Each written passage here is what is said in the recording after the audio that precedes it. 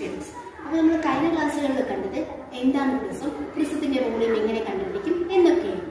ഇന്ന് നമ്മൾ ഈ ക്ലാസ്സിൽ ഡിസ്കസ് ചെയ്യാൻ പോകുന്നത് ഒരു പ്രിസത്തിന്റെ ലാറ്ററൽ സർഫസ് ഏരിയ കണ്ടുപിടിക്കാനുള്ള ഫോർമുലയെ കുറിച്ചാണ്. ക്ലാസ്സിലേക്ക് പോകുന്നതിന് മുമ്പ് ജസ്റ്റ് പ്രിസം എന്താണ് നമുക്ക് ഒന്നുകൂടെ നോക്കാം. നമ്മൾ കഴിഞ്ഞ ക്ലാസ്സുകളിൽ പഠിച്ചതാണ് എന്താണ് പ്രിസം. പ്രിസം എന്ന് പറയുന്നത് ഒരു 3 ഡയമെൻഷണൽ ഫേസ്, 3 ഡയമെൻഷണൽ ഒബ്ജക്റ്റ് ആണ്. അതായത് ലെങ്തും ബ്രെഡ്ത്തും ഹൈറ്റും ഉള്ള ഒരു 3 ഡയമെൻഷണൽ ഒബ്ജക്റ്റ് ആണ് പ്രിസം. പ്രിസത്തിന്റെ പെക്യുലാരിറ്റീസ് എന്താണ്? ബേസും ബോട്ടവും സെയിം പോളിഗൺ ആയിരിക്കും. അത് സ്ക്വയർ ആവാം, റെക്ടാംഗിൾ ആവാം, ക്വാഡ്രിലാറ്ററൽ ആവാം, പെന്റഗൺ ആവാം, ഹെക്സഗൺ ആവാം, ഏതെങ്കിലും ആവാം. ബേസ് 2 ബേസുകളുണ്ട്, ടോപ്പും ബോട്ടും. ആ രണ്ടിനെയും കൂടെ ചേർത്താണ് നമ്മൾ എന്ത് പറയുന്നത്? ബേസ് എന്ന് പറയുന്നത്. ബേസ് എപ്പോഴും ഐഡന്റിക്കൽ പോളിഗൺസ് ആയിരിക്കും. പിന്നെ വരുന്ന ഈ ഒരു ഫേസിനെയാണ് നമ്മൾ ലാറ്ററൽ ഫേസ് എന്ന് പറയുന്നത്. ബേസ് ഇൻക്ലൂഡ് ചെയ്യാത്ത പോർഷൻ, ബേസ് ഇൻക്ലൂഡ് ചെയ്യാതെ ഈ ലാറ്ററൽ പോർഷനിൽ വരുന്ന ഇതിനെയാണ് നമ്മൾ ലാറ്ററൽ ഫേസസ് ഓഫ് പ്രിസം എന്ന് പറയുന്നത്. ഓൾവേസ് ലാറ്ററൽ ഫേസിൽ എന്തായിരിക്കും? റെക്ടാംഗിൾ ആയിരിക്കും.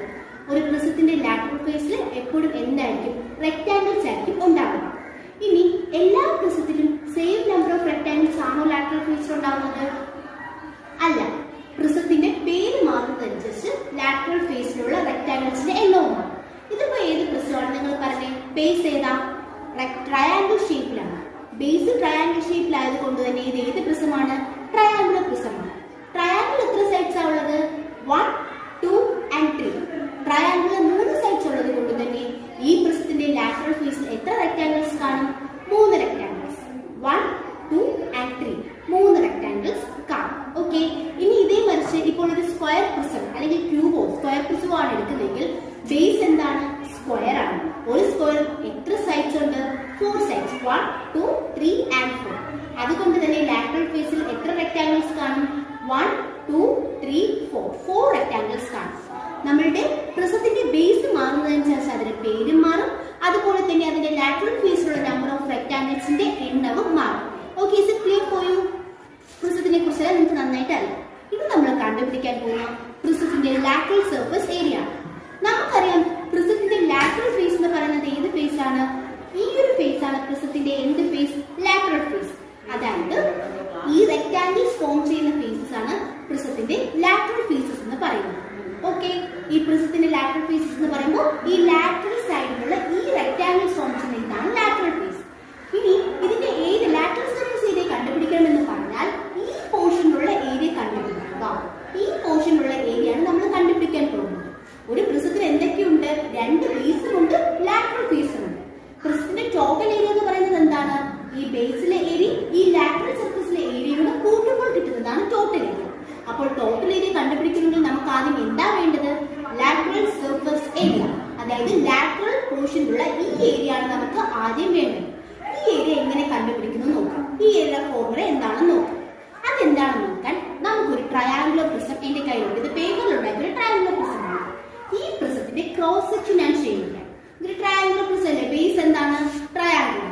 ബേസ് ട്രയാങ്കുലർ ആയതുകൊണ്ട് തന്നെ ലാറ്ററൽ ഫേസിൽ എത്ര റെക്ടാംഗിൾസ് ഉണ്ട്? 1, 2 and 3. 3 റെക്ടാംഗിൾസ് ഉണ്ട്. ഓക്കെ, ഇതിന്റെ ലാറ്ററൽ ഫേസിൽ അതായത് ഈ ഏരിയ എത്രയാണെന്ന് കണ്ടുപിടിക്കാനാണ് പോകുന്നത്. ഇത് കണ്ടുപിടിക്കാനായിട്ട് ഞാൻ ഇതിന്റെ ക്രോസ് സെക്ഷൻ എടുക്കുകയാണ്. അതായത് ഇതിനെ ഒന്ന് ഞാൻ കീറി ഇതിന്റെ അകത്തുള്ള സാധനം നമ്മൾ നോക്കിയാണ്. നോക്കിയേ, ഈ പ്രിസത്തിന്റെ ലാറ്ററൽ ഫേസ് ഇങ്ങനെ ഇരുന്ന പ്രിസത്തിനെ ഞാൻ ക്രോസ് സെക്ഷൻ ചെയ്യുമ്പോൾ എനിക്ക് എന്താണ് കിട്ടുന്നത്? ഒരു റെക്ടാംഗിൾ അല്ലേ? ലാറ്ററൽ ഫേസ് ഇതേപോലെ 3 റെക്ടാംഗിൾസ് ഫോം ചെയ്തായിരുന്നു ലാറ്ററൽ ഫേസ്. ഇങ്ങനെയുള്ള ലാറ്ററൽ ഫേസിനെ ഞാൻ ക്രോസ് സെക്ഷൻ ചെയ്യുമ്പോൾ എനിക്ക് കിട്ടുന്നത് എന്താണ്? ഒരു റെക്ടാംഗിൾ ആണ്. അപ്പൊ ഈ ലാറ്ററൽ ഫേസിന്റെ ഏരിയ കണ്ടുപിടിക്കുക എന്ന് പറഞ്ഞാൽ നമുക്ക് എന്ത് കണ്ടുപിടിച്ചാൽ മതി? ഈ റെക്ടാംഗിളിന്റെ ഏരിയ കണ്ടുപിടിച്ചാൽ മതി. ഓക്കെ, ഈ റെക്ടാംഗിളിന്റെ ഏരിയ കണ്ടുപിടിച്ചാൽ നമുക്ക് എന്ത് കിട്ടും? ഈ പ്രിസത്തിന്റെ ലാറ്ററൽ ഫേസിലെ ഏരിയ. ഓക്കെ, ഇനി നമുക്ക് റെക്ടാംഗിളിന്റെ ഏരിയ കണ്ടുപിടിക്കാനുള്ള ഫോർമുല എന്താണ്? Area of rectangle. റെക്ടാംഗിളിന്റെ ഏരിയ കണ്ടുപിടിക്കാനുള്ള ഫോർമുല എന്താണ്? Length into breadth. Length into breadth ആണ് റെക്ടാംഗിളിന്റെ ഏരിയ കണ്ടുപിടിക്കാനുള്ള ഫോർമുല. ഇനി നോക്കിയേ, ഇതല്ലേ നമ്മുടെ റെക്ടാംഗിൾ. ഈ റെക്ടാംഗിളിന്റെ ലെങ്ത് എന്ന് പറയുന്നത് എന്താണ്? ഇതാണ് റെക്ടാംഗിളിന്റെ ലെങ്ത്, ഇതാണ് റെക്ടാംഗിളിന്റെ ബ്രെഡ്ത്ത്. നിങ്ങൾക്ക് പറയാൻ പറ്റുമോ ബ്രെഡ്ത്ത് എന്ന് പറയുന്നത് എന്തായിരിക്കുമെന്ന്? ഈ റെക്ടാംഗിളിനെ ഞാൻ വീണ്ടും പ്രിസമാക്കിയാൽ ബ്രെഡ്ത്ത് എന്ന് പറയുന്നത് ആക്ച്വലി ഇതാണ് ആ റെക്ടാംഗിളിന്റെ ബ്രെഡ്ത്ത് ആയിട്ട് കിട്ടിയത്. ഈ ബ്രെഡ് എന്താണ് പ്രിസത്തിന്റെ എന്തായിട്ട് വരും? ഹൈറ്റ് ആയിട്ട് വരും. അതായത് പ്രിസത്തിന്റെ ഹൈറ്റ് ആണ് നമ്മുടെ റെക്ടാങ്കിളിന്റെ എന്തായിട്ട് വരുന്നത്? ബ്രെഡ് ആയിട്ട് വരുന്നത്. സോ ബ്രെഡ് എന്ത് കിട്ടി? ഹൈറ്റ് കിട്ടി. ബ്രെഡ് എന്ന് പറയുന്നത് ഹൈറ്റ് ആണ്. എന്തിന്റെ ഹൈറ്റ് ആണ്? പ്രിസത്തിന്റെ ഹൈറ്റ് ആണ് നമ്മുടെ റെക്ടാങ്കിളിന്റെ ബ്രെഡ് ആയിട്ട് വരുന്നത്. ഇനി നമുക്ക് കണ്ടുപിടിക്കാനുള്ളത് ഇതിന്റെ ലെങ്ത് ആണ്. നോക്കിയേ, ലെങ്ത് നോക്കിയേ. ഈ ലെങ്ത് ഞാൻ ഇതിന് വീണ്ടും ഒരു പ്രിസമാക്കിയാൽ ഈ 3 ലെങ്തും കൂടെ ചേർന്നതല്ലേ നമ്മുടെ റെക്ടാങ്കിളിന്റെ ലെങ്ത് ആയിട്ട് വരുന്നത്? ഇതിനെ പ്രിസമാക്കിയാൽ ക്രോസ് സെക്ഷൻ എടുക്കുമ്പോൾ ഇങ്ങനെ ഇരിക്കുന്ന സാധനം വീണ്ടും പ്രിസമാക്കിയാൽ എന്താണ് വരുന്നത്? ഈ 3 ലെങ്തും കൂടെ ചേർന്നിട്ടാണ് നമ്മളുടെ എന്ത് വരുന്നത്? റെക്ടാങ്കിളിന്റെ ലെങ്ത് വരുന്നത്. ഈ 3 ലെങ്ത് എന്ന് പറയുമ്പോൾ എന്താണ്? നമ്മുടെ റെക്ടാങ്കിളിന്റെ 3 ലെങ്തും അല്ലേ? 1, 2 and 3. റെക്ടാങ്കിളിന്റെ 3 ലെങ്തും കൂടെ ആഡ് ചെയ്യുമ്പോഴാണ് നമുക്ക് എന്ത് കിട്ടുന്നത്? നമ്മളുടെ റെക്ടാങ്കിളിന്റെ ലെങ്ത് കിട്ടുന്നത്. ട്രയാങ്കിളിന്റെ 3 ലെങ്തും കൂടെ ആഡ് ചെയ്യുമ്പോൾ നമുക്ക് എന്ത് കിട്ടുന്നു? റെക്ടാങ്കിളിന്റെ 3 ലെങ്തും കിട്ടുന്നു.